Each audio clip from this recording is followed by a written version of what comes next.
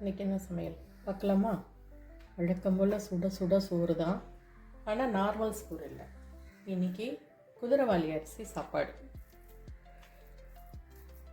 ஏன் கொஞ்சம் இது என்ன சொல்கிறது, கொஞ்சம் பழக்கம் ஆனால் தான் கொஞ்சம் உதிராக நம்ம செய்கிறது சரி வரும்னு வச்சுக்கோங்களேன்.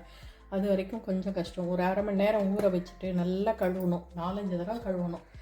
அரை மணி நேரம் ஊற வச்சுட்டு ஒரு கப்புக்கு 2 கப் தண்ணி விட்டால் போதும். ஒரு 3 விசில் விட்டாலே போதும் குக்கரில். கொஞ்சம் நம்ம ஊற வைக்கிறது கொஞ்சம் நேரமாக ஊற வச்சோம்னா விசில் 2 விசிலோடு எடுத்துடணும். இதுக்கு பார்த்திங்கன்னா இன்றைக்கி முருங்கைக்காய் கத்திரிக்காய் போட்டு சாம்பார். நான் இந்த 2 பேருக்கு மட்டும் சமைக்கிறதுன்றது இருக்குது பாருங்கள், அது ரொம்ப கஷ்டங்கப்பா.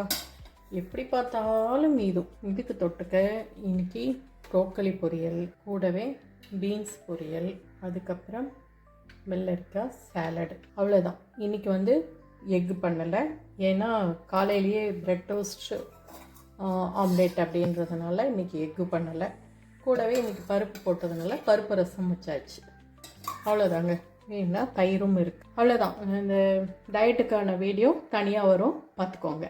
இந்த வீடியோ உங்களுக்கு பிடிச்சிருந்துச்சுன்னா லைக் பண்ணுங்கள், ஷேர் பண்ணுங்கள், கமெண்ட் பண்ணுங்கள். புதுசாக பார்க்குறீங்கன்னா சப்ஸ்கிரைப் பண்ணிக்கோங்க. தேங்க்ஸ் ஃபார் வாட்சிங். பாய்.